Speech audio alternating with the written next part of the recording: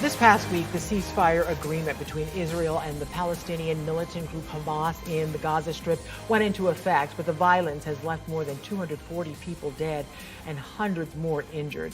And thousands have been displaced after their homes were reduced to rubble. Today, in our segment From Global to Local, News 6's Carolina Cardona spoke with community leaders about the impact this conflict has on them here in Central Florida.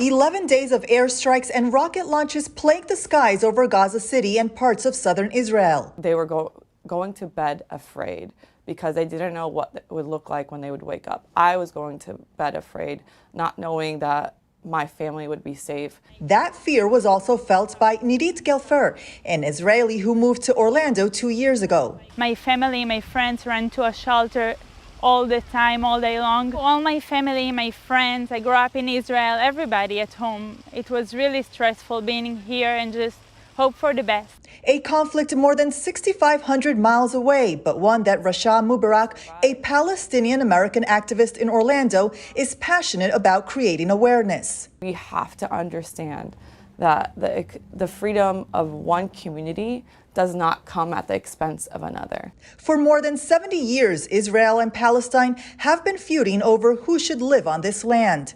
There are several reasons as to why the fighting escalated. Tensions were already high. Palestinian protests were growing, some of them sparked by an Israeli court ruling that ordered the eviction of 6 Palestinian families from an East Jerusalem neighborhood. Then clashes at a holy site in Old City, Jerusalem, between Israeli police and Palestinian protesters who were upset over Israeli restrictions on gatherings during Ramadan, which coincided with Jerusalem Day, an Israeli national holiday, leading to intense fighting between Israeli forces and the Palestinian militant group Hamas, who since 2006 controls the Gaza Strip, a small territory bounded by the Mediterranean Sea, Israel, and Egypt. Professor Gunas Teskur of UCF School of Politics, Security, and International Affairs says these conflicts incite attacks locally. Unfortunately, an increase in hate attacks, both anti-Semitic attacks that typically target the Jewish people, but also anti-Muslim attacks that basically target the Arabs or the Palestinian people.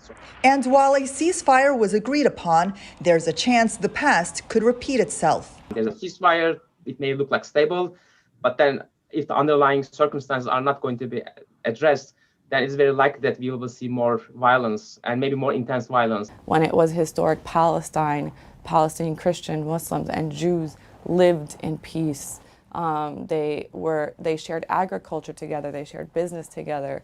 A lot of different marriages happened. People talk about, how complicated it is when it's in fact simple, is ending a 73-year apartheid against a people. Under a war, no one wins, I believe. My hope that it will be peaceful life, that we'll find how we can negotiate and how we can both live in the same area together. In Orlando, Carolina Cardona, News 6.